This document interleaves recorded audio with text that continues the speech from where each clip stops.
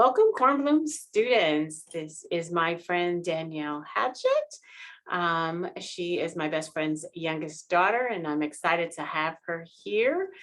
She'll be talking to you about her careers and the things that she got involved in after college. And I'm going to let her get started. Welcome, Danielle. Thank you so much for having me. So as you mentioned, my name is Danielle Hatchett. I'm going to get right into it. So I'm 24 years old. I'm from Maryland. I currently live in Atlanta, Georgia. I'm a graduate of the University of North Carolina, Greensboro, which is in North Carolina, Greensboro. My bachelor's degree is in community recreation and event planning.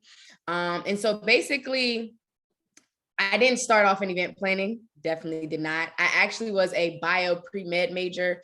I wanted to be a ER surgeon. So basically, if anything happens, say somebody gets into an accident, you have the paramedics come, the first person that sees them is the ER doctor or the ER surgeon. And that's really what I wanted to do ultimately. And so I actually played basketball my first year of college at Washington Adventist University in Maryland.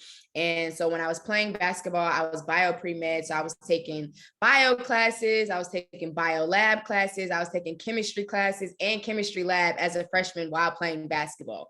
So that was a lot. I don't know if any of you guys parents played sports in college, or if you have any older siblings that are in college right now and they play sports. It's a lot. Especially doing a lot of traveling, having to study on the bus, having to do, lab on the bus, all of that stuff was just a lot. So I eventually decided that I wasn't going to play basketball anymore. So I transferred to the University of North Carolina, Greensboro, and I continued to do bio pre-med for one more year. And then I just felt like something just didn't click for me. And so I was still in love with sports. And so it was kind of hard. I had to figure out a way for me to still play basketball, but not play basketball. And so that's how I got into event planning. I actually got into sports event planning, which is something that I didn't even know existed. And so basically I switched my major to community and therapeutic recreation and event planning. And I just fell in love with it. Honestly, I fell in love with it. I actually had a friend who was already in that major, and he had switched his major as well. And he had told me about it because he was big into sports event planning. And when he told me about it, I was like, oh yeah, I'm switching. I switched literally that next semester. And I actually didn't have any problems with my credits or anything like that, because when you're a bio pre-med major, you take a lot of math courses. You already take a lot of sciences. And I'm sure you guys don't know, but you have like your gen ed courses, which are like the basic courses that you just have to take. You have to take a math, you have to take an English, you have to take a science class. Even if you're in the arts program, you still have to take those basic classes. So I was good because I had already taken most of those. So I didn't have any problems, transferring credits and things like that. So what was the thing that drew you to the event planning? Like, what was the skill sets that, or the characteristics that you enjoyed? So, like I said, so being able to still be close to basketball. So I actually was a manager for the women's basketball team at UNCG. So I was able to still travel with them. I was at all their practices, all their games. So I still felt like I was still part of the team. You know what I'm saying? So I still had the basketball aspects in it. And then when it comes to sports event planning, so basically, if any of you guys go to a college game or a professional game, basketball or even NFL, any type of sports game, you get souvenirs. So if you guys know when they have the people run onto the court and they're throwing t-shirts and stuff like that, that's all part of sports event planning. The halftime show, that's sports event planning. Somebody has to actually book the act or the different, activity to actually come and perform during that sports event. All of that is part of that. When they have the little timeout shows where they pull somebody from the crowd and they do a half court shot for $1,000.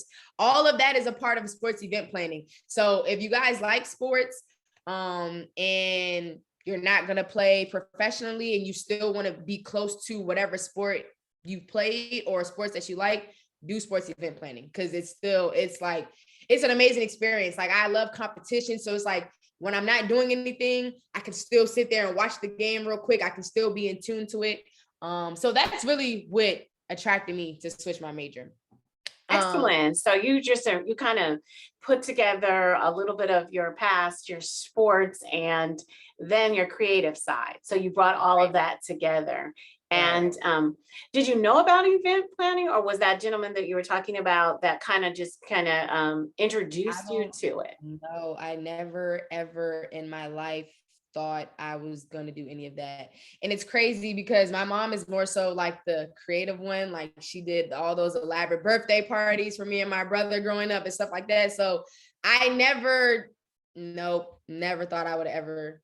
But that's why it's so important to not only, go to college to learn, but you're really going to learn about yourself more than, as far as like textbook type stuff. You know what I'm saying?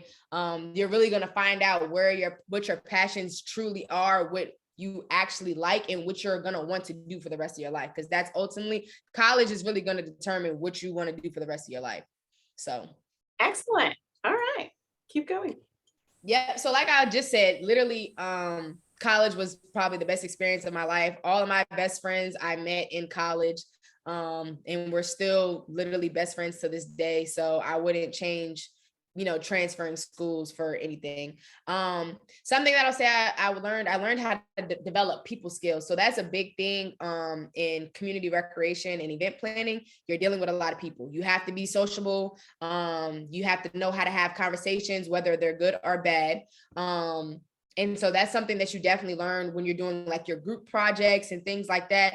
Getting you out of your comfort zone, having to work with people with different personalities, because you're not going to like everybody I hate to say it, but you're just not, but you're going to have to learn how to work with them to get the job done. And especially when it comes to event planning, you have to contract out people for different things. So like I said, for sports event planning, you have the arena, you have the team that people are there to see. But when it comes to the halftime show, if you have, matter of fact, if you have somebody singing the national anthem, I have to go get somebody, that sings that can come and do that. You know what I'm saying? So I have to make sure that I can communicate my needs to that singer of when I need you to be here, what I need you to wear, what time you'll be going on, and things like that.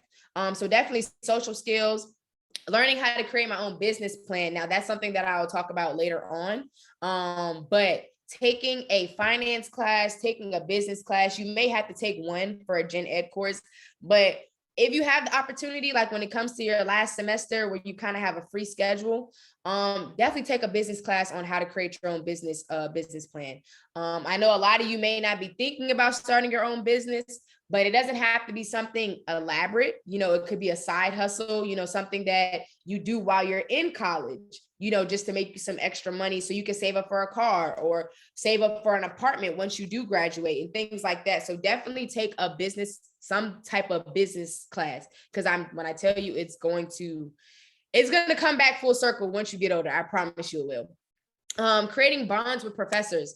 Me creating bonds with professors helped me be in the paper right here, that you see right here. So they did an article about me before graduation, and it stayed after graduation, just showcasing that, I started off as a bio pre-med major, and then I transferred to CTR, and then I just flourished. You know what I'm saying? I was able to plan 2 graduations. I planned my undergraduate graduation and I planned my master's program graduation. So basically everything from top to bottom. The commencement pamphlets, like the papers where you see everybody's names and all their majors and stuff like that. I helped put that together. I helped put together the seating charts. We had eight programs for the Health and Human Sciences department. That's my total department, but CTR was my major. So I had to plan everything for 8 different departments within my whole program. And not just for undergraduate, but also for the master's program. So that was huge. If I didn't have any bonds with my professors, they wouldn't have chose me. You know what I mean? If I didn't have a good standing socially and academically, because I graduated cum laude. So I graduated with a 4.9 GPA. No, I graduated magna cum laude with a 4.9 GPA. So if I Wow, what wasn't that is amazing. We did learn about GPAs and how to calculate them. So our students don't really get A's and B's at this time, but as they move into sixth grade, which they're going to middle school next year, they will be getting those A's and B's. So we're familiarizing them with how to calculate their GPAs. And you had above a 4.0, so that's excellent. That's awesome. Yes. Thank you Yes. for sharing that with us. And that's extremely important, because when you have good relationships, they put you in good positions like that. You know, I didn't have to plan the graduation. They didn't have to write an article about me. You know, they didn't have to do any of that. And even I guarantee you, if I were to call any of my professors right now, like, they will remember me, you know, they'd be happy to hear from me and things like that. So you never know when you're going to need somebody, especially in your future, because your life is going to change so much, because mine has. So it's always good to create, you know, solid foundations with people, solid relationships with people early on. And so, like I also said, I planned the sports events. So I did the sports events for the basketball team, men's and women's, for tennis, for baseball, for softball. I did everything. Like, I was on the whole marketing and promotions team for the sports department. So I did all of that. And then let's go to the next slide. So after college, at first I worked with the Washington Mystics. So I keep thinking you guys are in Maryland, but you guys are in California. So the Washington Mystics is the WNBA team for Maryland and DC. And so for those who may know a little bit about basketball, when I graduated, which was 2019, I worked with them, and they actually won the championship. The Mystics won the championship. Yeah. They won the championship.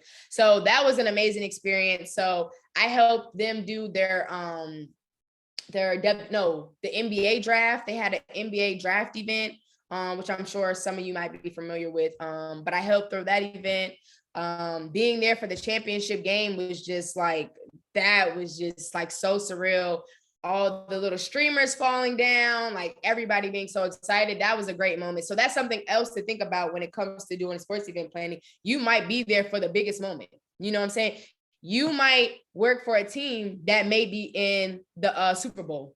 You never know. You know what I'm saying? We have the NBA finals going on right now with the Warriors, and I don't know who else is playing, but I know the Warriors won last night.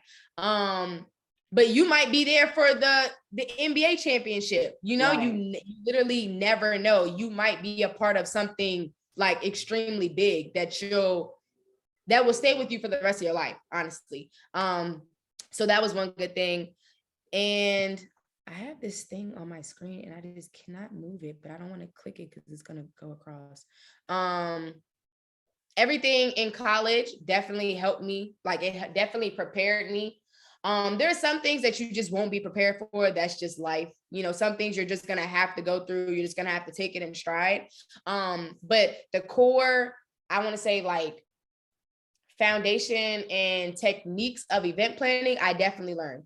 Because I will say a lot of your professors are going to be, you know, business owners. They're going to be well-known professionals within whatever your major is. So they have all the history, they have all the knowledge. So they're really going to give you so much experience into like how they messed up, how they succeeded and things like that. So I would say that really, we had a wedding planner. She was a wedding planner, which is also a part of event planning. A lot of times when people hear event planning, they think of weddings. And so that was my thing. So when my friend came to me and told me about event planning, I was like, you talking about weddings? You want me to do weddings? I don't want to do weddings. You know what I mean? But then he told me about sports and I was like, oh, that's so crazy. Like, you have, like, there's so many different avenues that you can go, so many different directions that you can go when it comes to event planning. But having that wedding planner and her having her own business, and we actually got to go help her do a wedding. And when I say it was an eye opener, actually being in the field, that really like set it off for me. Like, this is really what I want to do. That hands-on After, experience helps you to like really kind of know that that's where you want to go. So that's great. Thank you. exactly. And then after I worked with the Mystics, I actually worked for George Washington University in DC, and I helped their school of business. So I did their corporate events. So corporate events is more so black tie, fancy, real nice. And I actually helped plan their virtual commencement. So this was January 2020, right before COVID hit. So I did a lot of different events, a lot of social events. And then COVID hit, and then I ended up getting, laid off, unfortunately, due to COVID. So helping them plan their virtual commencement was kind of a breeze because I already had just planned 2 graduations while I was in college. Right. So helping them do their virtual commencement wasn't that hard. And then with it being virtual, it was a lot easier, kind of, sort of. So yeah, but after college was great. College in and of itself was amazing. I was sad to leave. If I tell y'all anything, do not rush it. Because when I tell you, if I could go back to college tomorrow, I would do it. Okay, I would really do it. So please, like, I know y'all hear it a lot from your parents and a lot of older people, but as you guys can see, I'm only 24 years old, and you guys might be 9 and 10, so I'm only 14 years older than you. It's not that big of a gap. You know what I mean? Enjoy your youth, please, because once you get older, if y'all see me in California and you're going to say that I told y'all, y'all going to be like, y'all wish y'all listened to me. I promise. So yeah, let's go to the next slide. So I started my own business. So this is why I also was saying how please take a business class, because you are never going to know what's going to happen. So in the midst of COVID, I knew I was going to eventually get laid off. So I started planning for myself. I have bills, I have a car, stuff like that. You have to move accordingly to survive, and to provide for yourself. So I started my own business. Lux Intimate Picnics is another form of event planning, but in picnic form. Okay. So as you guys can see, I do bubble picnics. So basically it's just like a little blow up. I put rugs in there, I put pillows. You guys can do paint and sip for couples. I had a s'mores maker where it had an actual little flame. So when it started to get cold, you could roast marshmallows and put chocolate and stuff like that. And so basically I created this it was a side hustle for me at first. It definitely was a side hustle, something to change. So this was also in the midst of COVID. So it was something to get people out of the house. So a lot of people were stuck in the house. People had nowhere to go, but a lot of people were going outside and doing picnics, whether they were doing it in their backyard or they were going to a local park. Everybody was social distance. But this gave opportunity for people to truly get out with their loved ones, couples, friends that they knew, that they trusted as far as, the spread of COVID, and they could enjoy themselves, and they literally could be in their own little bubble, like literally. Yeah, basically. And so, like I said, learning people skills definitely helped. Knowing how to talk to people helped me book a lot of celebrities. I had a lot of celebrities that I reached out to that actually booked the bubble. And what did that do? That in turn had them post on social media, and then posting on social media. What did that do? That brought me more followers, that brought me more bookings, more customers.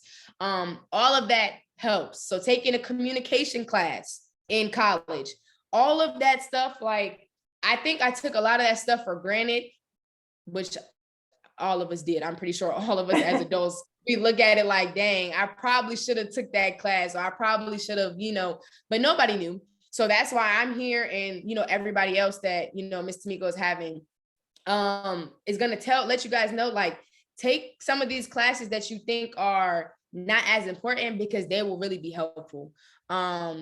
Studying different event planning techniques. Like, nobody thinks of picnics as event planning, but they're basically mini events, because they cater to different occasions, different celebrations every time. And then doing your own personal research.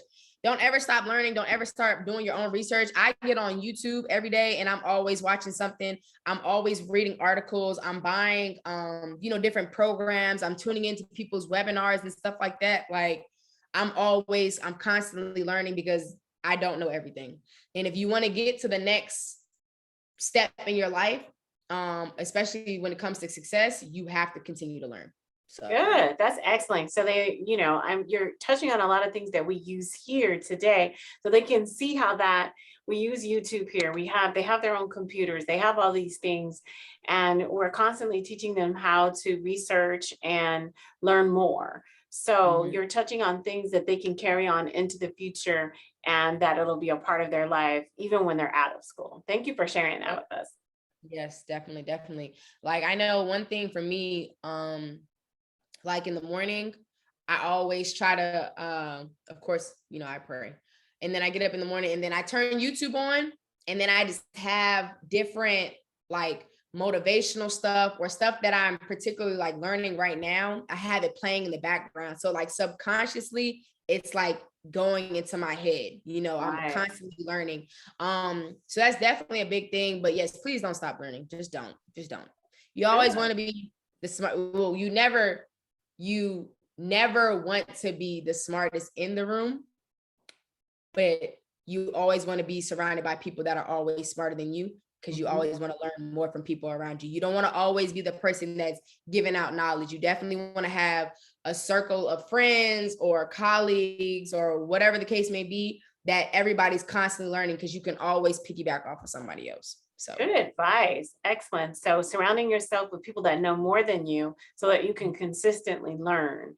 And then instead of striving to be the person that knows everything, and then you're always giving out information. Excellent. Thank you, Danielle. Yes. All right. So then I also have another business, and I actually started this business first and then I did my picnics.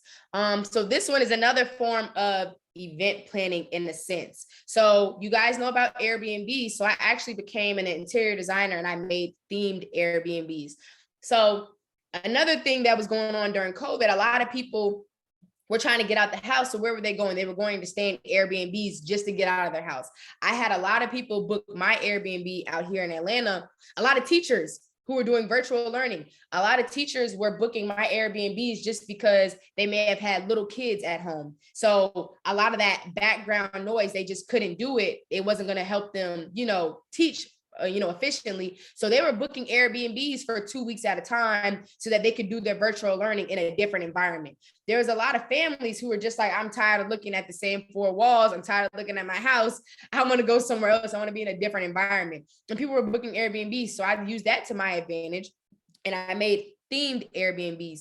So what happens when you go on Go vacation? into a little bit about what the Airbnb is, just for those kids who may not have as much experience. Like, what exactly is it? Yeah. So an Airbnb is basically, it can be a house, it can be an apartment, it can be something that you personally own, not like a hotel. A hotel is owned by a company. So say your mom has a house and say you guys go on vacation once every year and say you guys go for the whole month. Say your mom decides that, all right, we're going to go to Mexico for a whole month. All right, we're going to Airbnb out our house. So basically you dress it up real nice, you make it look good, and you allow people to book your home and stay there. Or say your mom has an extra apartment somewhere else.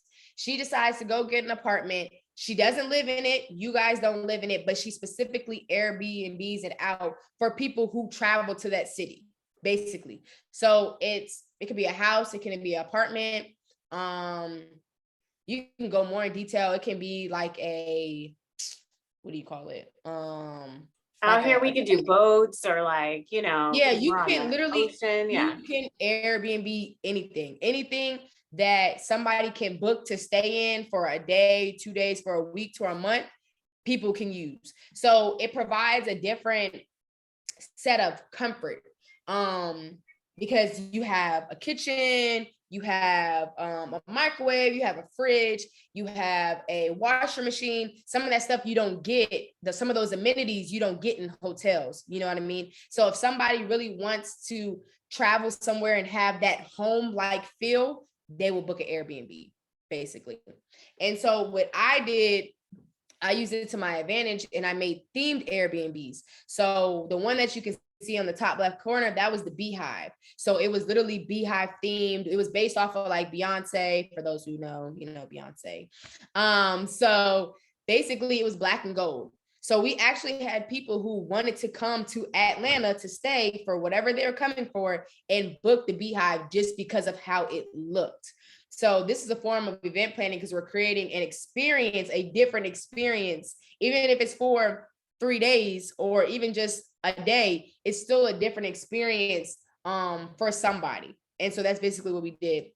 And then the one at the bottom right corner, the black and white one, that was the chess house. So it was chess themed. So we had chess boards, we had chess statues, as you can see as on the white table, that's a chess piece. And we had it decorated like that. The one on the top was just like an orange and blue theme. The one at the bottom, I do not remember what that one was called, but it's kind of like a rainforest theme. That's hence you see like the grass on the wall. Okay. So we really had people literally coming to book because we were providing a different experience and we were providing a different type of vibe, and different aesthetics, basically. Aesthetics meaning like decor. Yeah, different decor. You know, you go to hotels and they all kind of like look the same. You know, the sheets are white, you know, the couch might be brown or something, you know, it just looks plain. And so by doing interior design, I created my own lane of creating themed units and different type of decor to give people a different type of feel. And as you guys know, y'all grew up in the social media age, so where you guys record everything. So just think, if you booked any of these units, what are you gonna do when you first walk inside of it?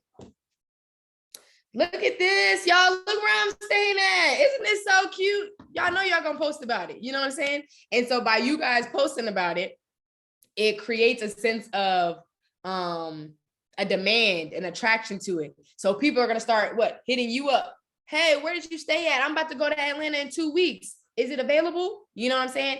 That creates more bookings for me. So this is just something to think about, how there's so many different lanes to event planning. You know what I'm saying? There's so many different, like, you know, avenues and stuff like that, where it could take you. So, and like I said, I created over 10 different Airbnb units. These are just a few that I could fit on the screen.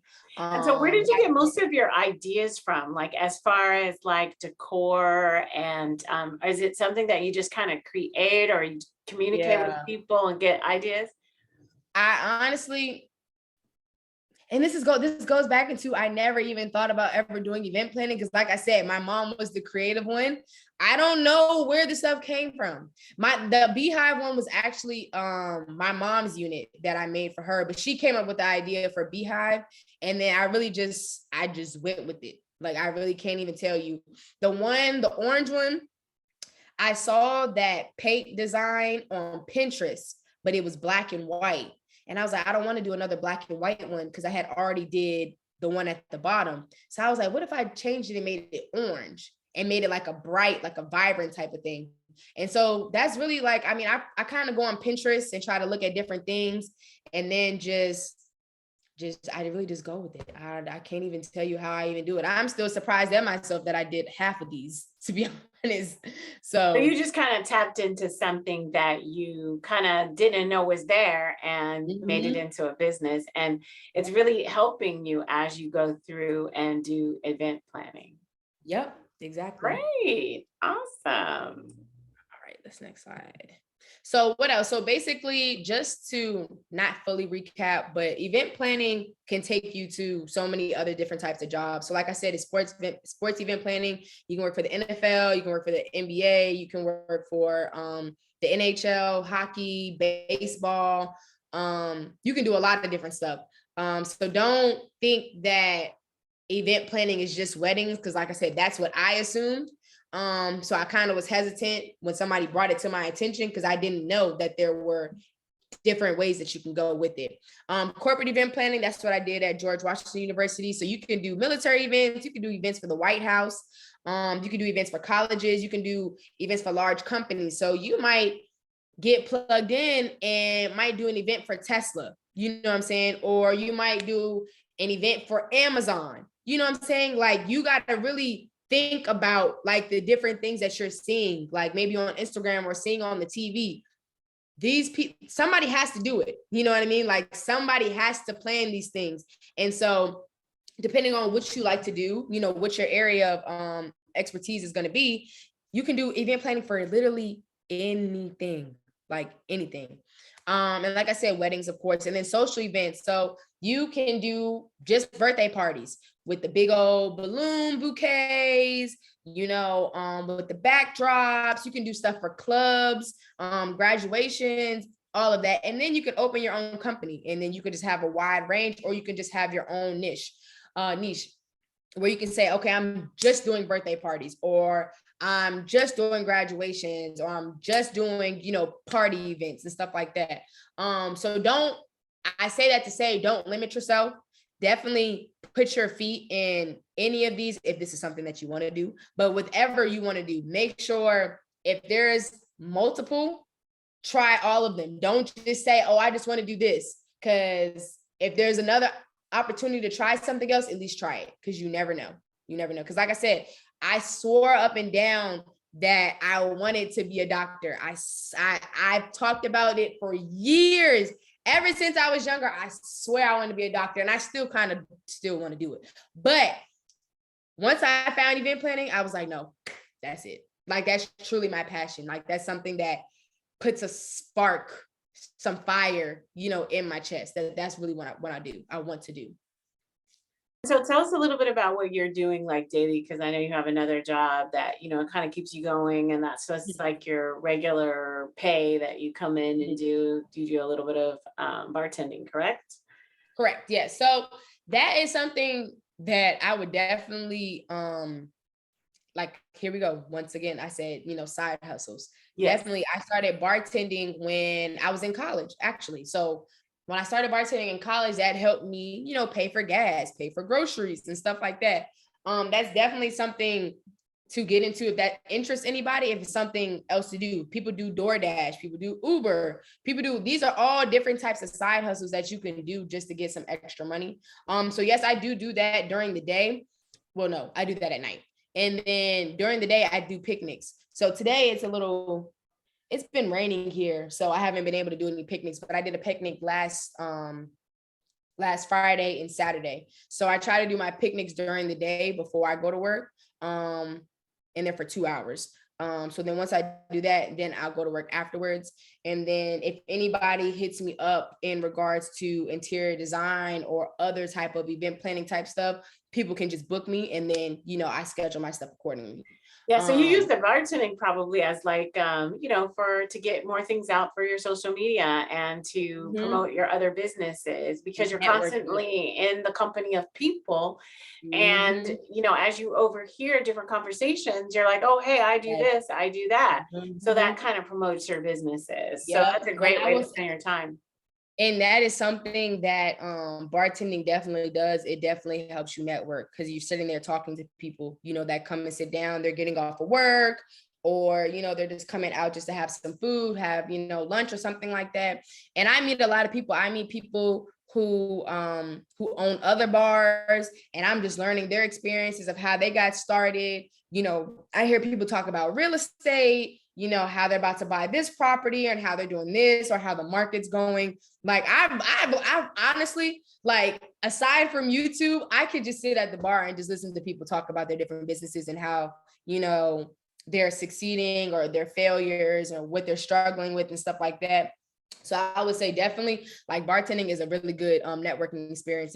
And so is Ubering, because I haven't done Uber, but talking to people, you never know who you have in your back seat. You could literally have a CEO who could put you on to a job. They may have just you know, let somebody go, and they need somebody to fulfill a position, and you might have the expertise in it. And you might be able to get in there and do better than the next person. You know what I'm saying? So, Absolutely. but this ties into, not to cut you off, but this ties into the be kind to others. Always be kind, because you never know. Like when I tell you, you never know. Like you never know. And even just being kind, and this sounds kind of like weird, but like being kind to your friends and having good friends around you, because you never know where your friend might be. They might be somewhere and they might be able to put you somewhere. You know what I'm saying? Always have, like, all of my friends, we always recommend everybody. Like one of my best friends, she's my caterer for my picnic company. I met her literally when I first moved to Atlanta. She told me she did catering, she did Airbnb too. Me and her started doing webinars together. You know what I'm saying? Excellent. So we started bouncing information off of each other. She's very good with credit cards, knowing how to build credit, business credit, and stuff like that. I'm not very good at that. I was more so good on the Airbnb side, how to get apartments and stuff like that. Boom, we teamed up. Now we do webinars together. Then I found out she does catering. Okay, cool. When I started my picnic business, who did I make my caterer? My best friend. You know what I'm saying? Excellent. Definitely make sure that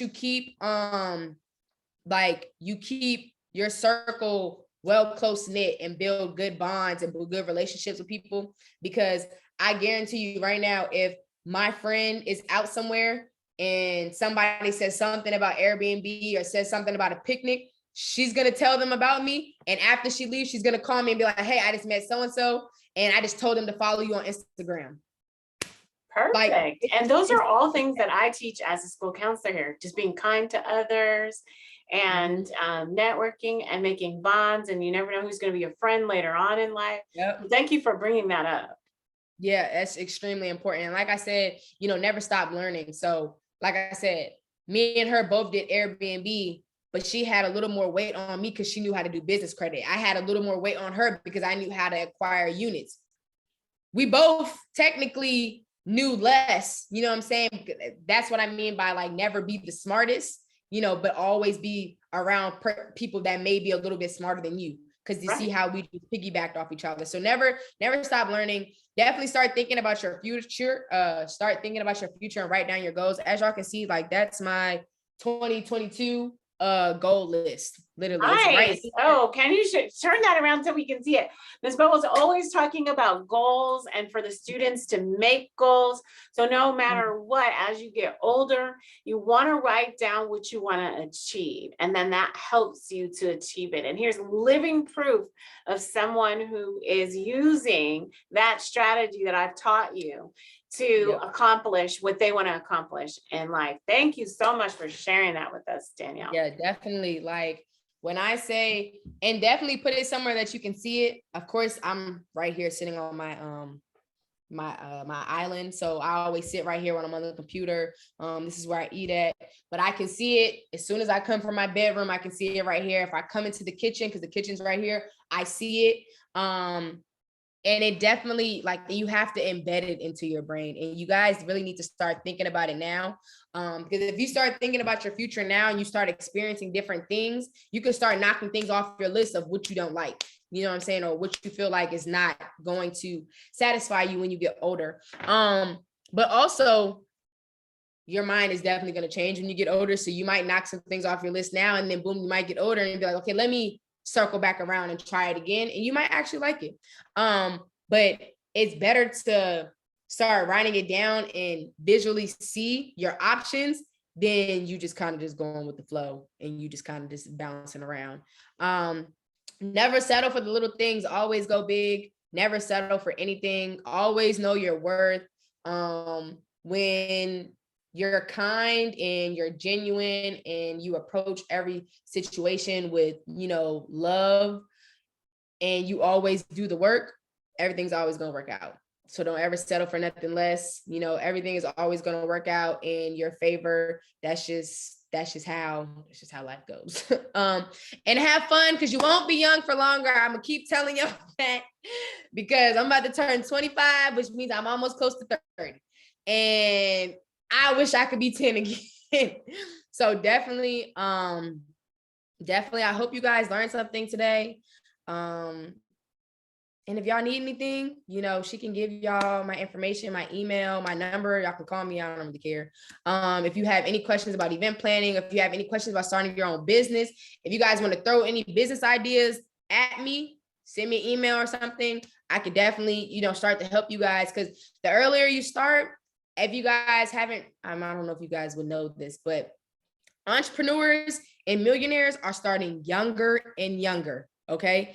It used to be millionaires and billionaires weren't until they were like 50. You know what I'm saying? I know a couple of millionaires that are 21 years old, you know, that are 20 and 19 years old. You know what I'm saying? So definitely, if you have an idea, start working on it.